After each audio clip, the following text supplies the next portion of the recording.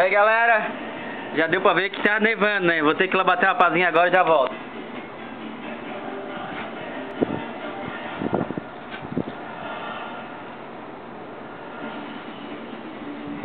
É uma corrida pra gente grande.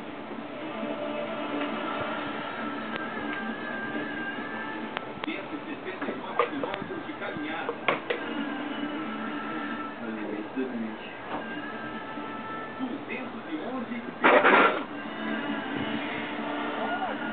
Tá foda aqui, aqui é foda. Olha lá, ó. 90 quilômetros na água, enfrentando corredeiras e às vezes arrastando bote. Acho que é aqui pra aqui, ó. Frio e habilidade para encarar abismos. Cabeças escuras. Aqui, ó. Aqui é foda. E uma equipe, 9 estrangeiros, os melhores do mundo na Serra do Espinhal.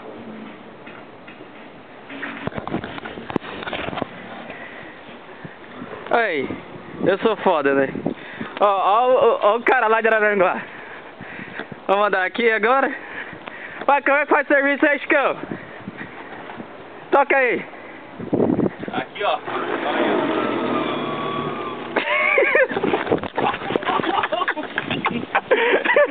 Caralho, cara, deixa eu jogar a minha cara. Mostra aí, como é que faz serviço? Aqui, ó, o Serviço da América, ó. Vai. Vamos lá. Toca aí.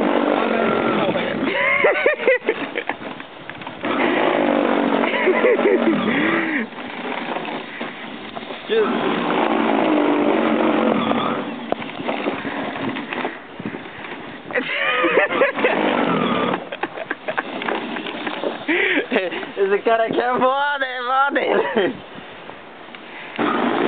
Ui, só pega quando pega coisa. Oh, mas isso aí é massa, hein? Aqui, ó. Depois me presta ali. Então eu tô aqui. Dá aí. Bruninho. Pô. E faz uma fumaceira do caralho aqui.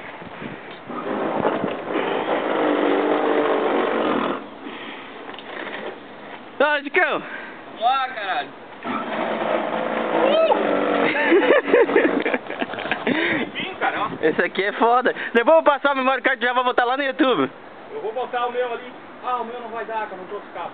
Computador? Não, eu filmei lá de casa. Eu vim dirigindo, saí de casa até aqui, cara. Ah, já tinha feito. Agora nós vamos aqui. Tem até uma pomba ali, olha ali. Na neve. Tá foda. Tem que terminar essa, bater essa pá aqui, vai ser foda. Aí.